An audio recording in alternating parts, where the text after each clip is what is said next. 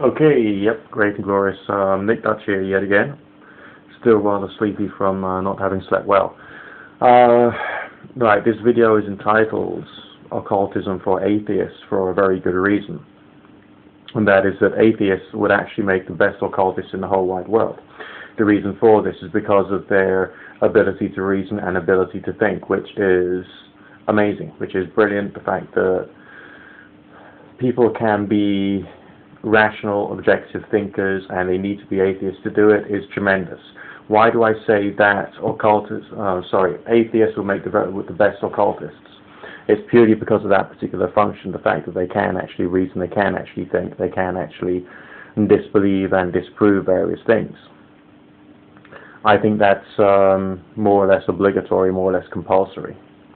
Now, every single atheist in the whole wide world would know that meditation changes your state of consciousness. Meditation creates a different form of brainwave activity. You don't have to believe in anything supernatural to be able to state that. So there's nothing to stop an atheist getting involved with meditation.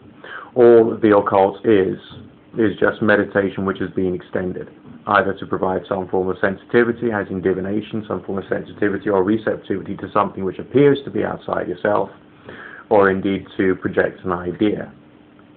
That's all. And all of the other things like, let's say, prayer, for instance, that's just another form of meditation. So there's nothing to say that an atheist could not actually do prayer themselves without actually having to be religious. Damn, this coffee is good.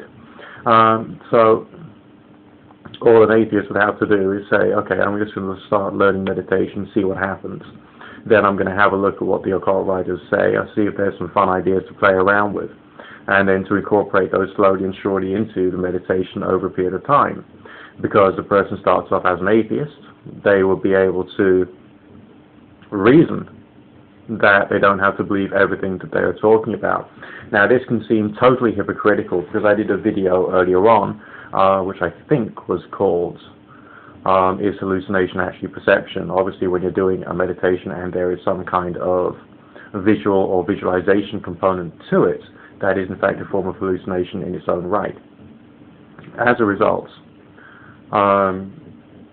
you can say that under some circumstances, maybe what you're actually seeing in your vision, in your spirit vision or astral projection, or in your imaginary journey, might actually have a component from outside somehow, if it is an unexpected thing which has suddenly appeared. You don't have to jump to conclusions straight away as to what it might be. The time to test this stuff is later on. Naturally, the more meditation you do, the better at it you get. And if you're not doing very well, you go back to what I had in a video about altered states of consciousness, get yourself a mind machine, and use that to train your brain in the various states of mind. Once you've got the states of mind, all you have to do is insert other concepts. You might as well use concepts such as God, angels, archangels, demons, and all the rest of it. And you can just do some research and work out what they are in terms of their personalities, moods, colors, textures, and flavors associated with them all, and add that to the mix, and talk to them, send them places, and add that into your meditation. And you don't have to believe anything, because it is just meditation, it is just imaginary, it is just a visual, and you can do it. Therefore, the occult is in fact a very good thing for atheists to do. If they don't get any results at all, then what they will have done is to learn how to concentrate better and be more relaxed, and it would help the circulation as well, and also do the heart some good, and the oxygen levels in the body, and all kinds of other fun things. I understand, I mean, I could be wrong about this, I just read it somewhere, that if you do a lot of meditation, the body learns how to get rid of poisons much more quickly, such as carbon dioxide or chemicals or things in the blood. And it can eventually be used to help you to reduce dependence upon things like tobacco and coffee, which in my case it hasn't done, because I enjoy being addicted to tobacco and coffee. Now, on the other end of the spectrum, we've got religious people. Now, unlike the atheists, religious people don't have the same quality of objective reasoning that the atheists have. They have beliefs, but the good thing about religious people is that they usually already know how to enter into the reverent prayerful state of mind, the meditative state that the atheist struggles to get to grips with or gets to understand. So the religious people already have some of the tools at their disposal, but they could always make them a little more complex through adding more concepts such as other supernatural beings, other words, ideas, thoughts, feelings, concepts, emotions. But not every religious person would do that, because that would seem like it's getting in the way somehow of the feeling of following their true faith in their own way. So this is where we got a problem between the atheists on one hand, who've got brilliant reasoning, and we got the religious people on the other hand, who've got, you know, some of the tools at their disposal to be able to do something of an occult, spiritualistic, or vaguely miraculous nature. Now, on the other hand, you've got the agnostics, who basically don't know either way, and they're probably in a bit of a state of neurosis, maybe, because they don't know whether they should be afraid of these things, or whether God exists or doesn't exist. I am probably wrong here, I don't know. But my feeling would be that a typical agnostic would be someone who has had some religion thrown into them at some time in their life, has decided to rebel against that, but doesn't know whether the harsh instructions that they received from religious people were actually something that they should have obeyed or not. Alright. My other views on agnosticism is that it's often, or seems to be, based upon a rather childish conception of what a God might or might not be, such as the idea of, well, there can't be a God because, you know, he's allowed wars everywhere and all the rest of it. But on the other hand, maybe God does exist, and the people who are doing nasty things just don't know him.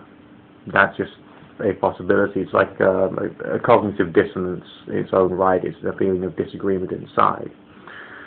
So, if you are an atheist and you're watching this little video, I may not have convinced you, but essentially I don't want to have to convince you. I want you to think for yourself and carry on doing so. But you know it would be right just to practice meditation because it's good for you, reduces your stress levels and all the rest of that, and why not add a few other things into it for fun, turn that into part of your way of being for a substantial period of time. It matters not whether these things are real or are not real. It does matter that you get some kind of pleasure or benefit from practicing or experimenting with these occult things. So we actually have a bigger problem with people who are religious, because they would have an acceptance of something which might or might not exist, namely supernatural beings, God, karma, and all the rest of it, but would also be affected by the rigidity of the religion, and essentially what the religion says is right, rather than the freedom to think which the atheist has. So maybe actually what I'm talking about here is like a kind of a fourth way. You know, it's not atheism, it's not agnosticism, it's not theism, but it's having the reasoning of an atheist, but also doing theological exercises just to see what happens, and incorporating that into the way that you live, just to see whether something can occur. Experimental, for fun, for pleasure. It's when an individual says, well, this happened, therefore such and such must be true. We got a problem, because you can't prove any of these things with the same certainty as I can prove that this pack of cards exists, or that this cigarette lighter exists. But we can have some strange experiences, which I may go into in a further video. Okay, Nick Dutch signing out. Speak to you soon. Good fortune. God bless. Merry Christmas, Happy New Year if you're watching this before Christmas and New Year, and if you're not, then keep cool.